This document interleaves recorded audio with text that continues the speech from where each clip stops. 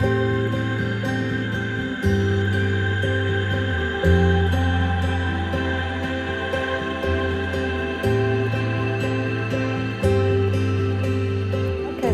why is it called feedback a double-edged sword? Well, it's an idiom in English, you can imagine. And if you think of a sword, it's sharp on both edges of it. And so with a sword you can win against an opponent, but you can also hurt yourself really badly. So the idiom basically means something that's got positive points and negative points. Yes. Feedback's absolutely essential in any communication, but feedback, I believe, and all the research shows, is crucial for any learning situation. So if I give you a kind of practical example, if at the moment I'm learning how to play badminton, right? And I'm trying, my aim at the moment is to get that shuttlecock just over the net, and I was very bad at it, and so I needed some help. And the other people around me, they said, well, Frances, you could try just doing it very lightly or this. And that was helpful. And then the teacher came up and she said, yeah, you've got the right position, but you just need to go like that with it a little bit. And it made all the difference. And suddenly I had got to the next step in learning badminton. And that's what feedback does. It takes you from here, you find out what you're doing right, and it helps you on the next step towards what you're doing. So it's crucial in any learning situation, in fact.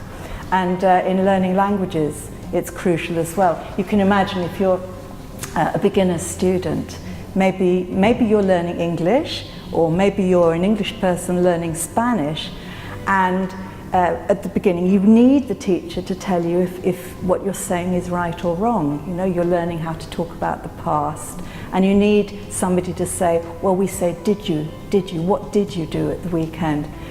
But maybe later in the lesson you need a different kind of feedback, because you need the opportunity to chat with a partner, with somebody, what did you do at the weekend? And there you don't want the teacher to be correcting you all the time. What you want is to have the opportunity to speak, and the best feedback the teacher can give at that time is to sit and be interested and encourage you. So I think it's very different, the kind of feedback skills that we use, but they are, for me, and as far as the research goes, absolutely crucial part of learning.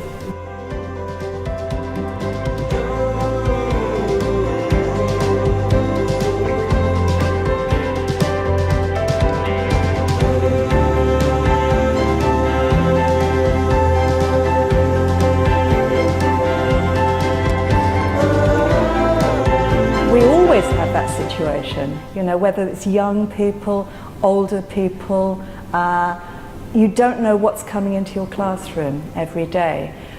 In some ways, it can be very nice because it takes people out of that circumstance into a very safe social situation where they're learning, and maybe it can take their mind off it. So, you know, automatically, sometimes it can be good. But I think you need to be very sensitive. As a teacher, you get to be able to read people, you know, how they are today. You could ask them, you know, how's everybody feeling today, and give them a choice. But I think you get very used to picking up the signals if people are in some sort of stressful situation. And if you have the right kind of time and relationship, maybe, you know, you can chat with them outside the classroom and find out what's happening. Just show an interest, you know. Or the other thing is, you can make your lesson so absorbing and involving that it takes them out of themselves. But I suppose that's not really to do with feedback. Feedback there, you would be quite sensitive. If you think somebody's in trouble, you're not going to be correcting them. You're going to be encouraging them and smiling at them and so on. Whereas someone who's in a very good mood, more confident, could take maybe a little bit more feedback that lesson. So it's part of our skills, I think, as a teacher. So many teachers, when they start in a new place, life can be really quite tough for them. They can feel a bit lonely, they don't know anybody, they don't know the language, they don't know, you know, maybe their accommodation, there are problems with it, or relationships. And if they're a new teacher, they also have to cope with a workload, you know. teaching is difficult at the beginning, so it can be very, very stressful for them. Certainly within the class they have to put that, that's professionalism, you need to keep that out of the way.